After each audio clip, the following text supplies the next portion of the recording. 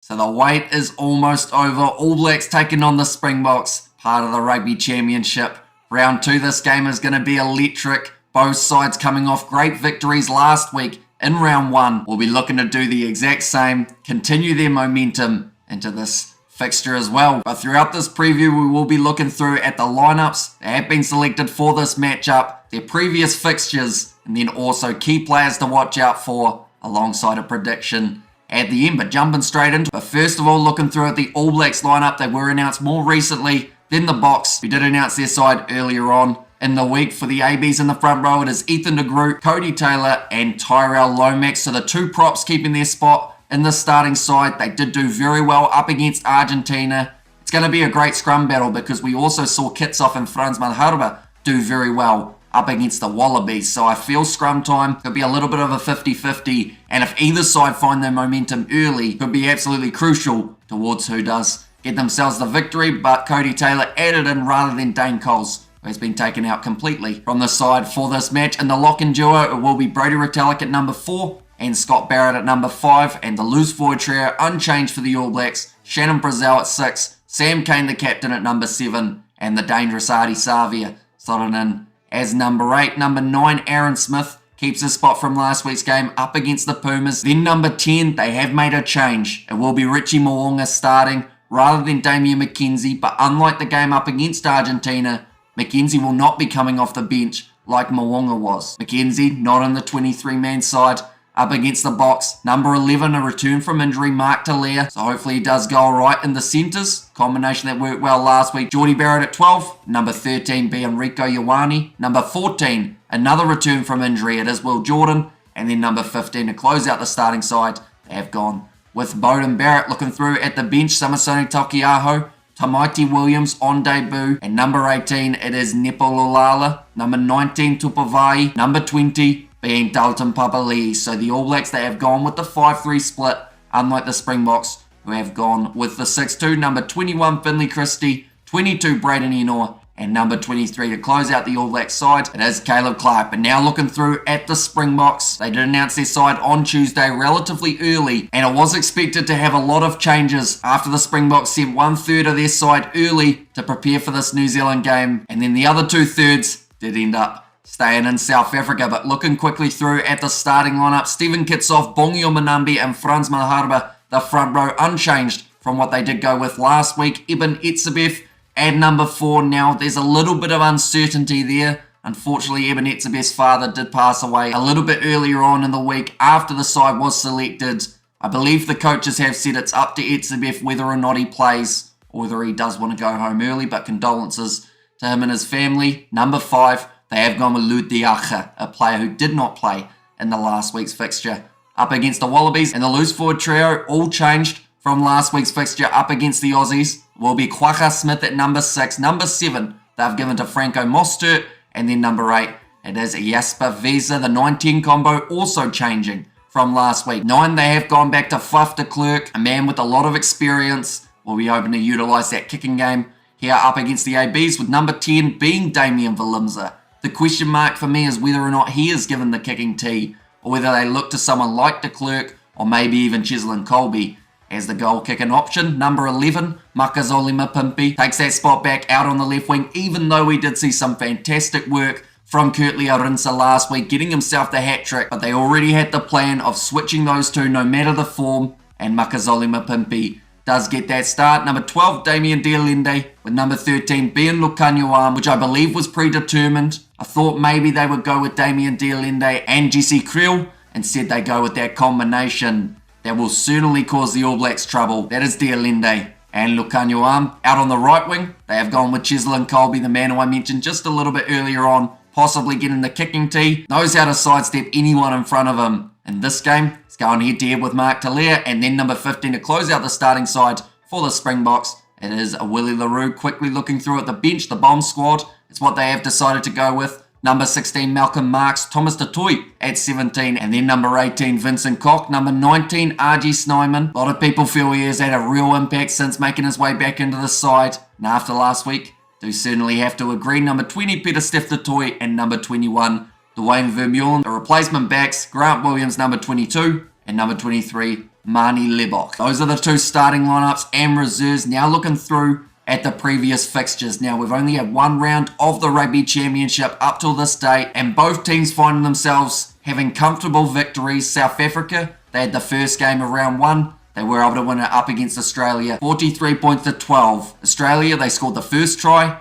in that match. They scored the last. The only problem was the Springboks scored 6 in between those two tries for Australia. But they were looking clinical. Kurtley Orinsa getting himself the 3 tries for the Boks. And they did have themselves around 70% possession in that contest, which is actually kind of similar to what we saw for the stats when it came to ABs versus Argentina. The All Blacks in the end winning that game 41 points to 12. So a little bit closer, but only by the 2 points, 29 points difference, which is why after round one, the Springboks do sit top of the table with both sides receiving 5 points. And I think because we saw both sides win so comfortably in their first round games, it makes it even harder to judge this contest, but not just this one, also Argentina versus Australia, due to those two sides getting beaten by such a margin. I'm curious to see who makes the most adjustments out of those two sides and who can walk away with that victory. But for this game, I'd say it's going to be a relatively close one,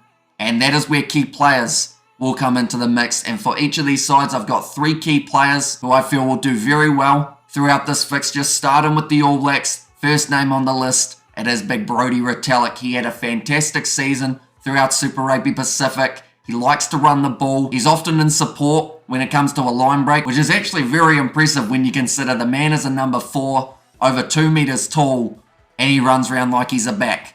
And I feel like that is something that the All Blacks will look to use, even if it is just to make them a couple extra meters. Big Brodie Retallick could be crucial. And also we've got to remember the line-out accuracy for these two sides could be make or break. They've got Cody Taylor starting hooker for the ABs. Brodie Retallick can win a few against the throw, but also retain a majority when Cody Taylor's throwing. Could help the ABs get that little bit more position that they will require. In this matchup, the next name for the ABs that I have got as a key player is Aaron Smith. Now, we saw some of his clinical passing in the last game up against Argentina. I feel like his vision will certainly help the All Blacks when it comes to finding gaps in that Springboks defence, but also maybe the occasional kick in behind, looking for a bit of territory when the Springboks do present the opportunity. And then the last name for the All Blacks to watch out for is Beauden Barrett. Felt he had a good game last week, easily could have gone with his brother Geordie as another option. But this game, I feel Beauden Barrett in behind, if he's shutting down the line breaks that the Springboks may get for themselves, could be a very busy man throughout this game. But it's much better him being busy than him sitting there watching the Springboks go try after try after try, which they've certainly got the potential of being able to do. They've got a world-class backline, some brilliant forwards. So I'd like to think that Beauden Barrett, if he gets his positioning right, can try and shut down those kicks in behind that may be coming in, but also be able to run that ball back, create opportunities for the All Blacks on attack. But looking through now at the Springboks, the first name for them, you don't have to look too far through at that lineup, and that is Stephen Kitsoff, the number 1. His scrummaging last week was extremely strong.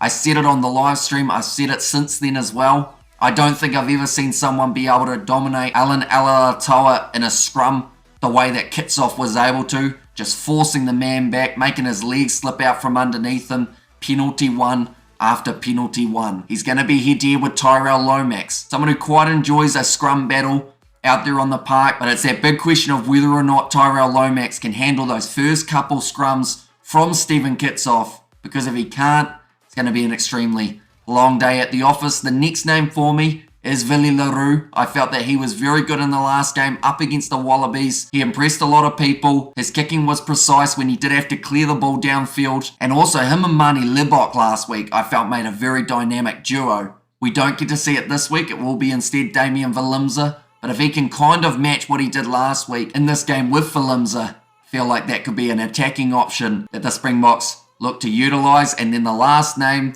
it's a man who's coming off the bench, and that is Malcolm Marx. We know how accurate his line-out throw is. We know how dangerous he is when he gets over the ball, looking for that turnover opportunity. Doesn't take more than a second for that man to be locked in over the ball. Penalty 1 for the Springboks. And penalties could be crucial in this upcoming fixture of the Rugby Championship. So I think overall, just with what he adds to the side, it's very hard to have 3 players who I feel will be key and not have Malcolm Marx on that list. Now looking at the betting odds, New Zealand, they do come in as favourites, $1.37 compared to the $3 of the Springboks. Although before the lineups were announced, the Springboks actually $3.70. So it seems that they have dropped down just that little bit more. But surprisingly, according to the New Zealand TAB, the most likely outcome of this game is the All Blacks to win by 13 plus. Now only very marginally above All Blacks winning 1-12. But it seems like that is the betting favourite at the moment for them to win by 13 or more in this fixture, which, to be honest, with my prediction coming soon, I don't quite see happening. I feel like this one will be a lot closer. Although an interesting stat that I did find from the first two fixtures of the Rugby Championship was that New Zealand's ruck speed was 2.5 seconds per ruck throughout their game up against Argentina. Now that is probably one of the quickest ruck speeds we have seen from New Zealand in recent times. The Springboks in their game up against Australia, even though they were dominant, their ruck speed was 3.4 seconds per ruck, which does mean maybe that ball will be in there a little bit longer, but it was what they were doing with it that was meaning that they were able to get so many points on the board, scoring themselves 6 tries in that game up against Australia. New Zealand scoring 7 up against Argentina. So this game's a very hard one to predict, but for me, I am going to say that it's a narrow victory of only 3 points, and I'm going to go with New Zealand as the victors in this one. I feel like having the home field advantage will benefit them quite nicely, so I am saying New Zealand win this game 25 points to 22 at Mount Smart Stadium. But that is very likely to be wrong, because as you guys know from the past, my predictions, they are normally very wrong. So we will have to wait and see exactly how this match ends up going, but it will be a 7:05 p.m. kickoff here in New Zealand, directly followed by the game between Australia and Argentina at 9:45. But local time in South Africa, when it is kicked off, will be 9:05 a.m. on the Saturday morning. So be sure to check that out. We will be doing the live commentary on the channel also. So if you are new to the channel, be sure to leave a like and subscribe. Also later today, we will have the Rugby Recap podcast coming out, where we do our live preview of the Rugby Championship. Not just the All Blacks versus South Africa, but also Argentina taking on the Australians. But thank you all very much for tuning in. Do let me know your score predictions in the comments down below, and I will see you all for the next one.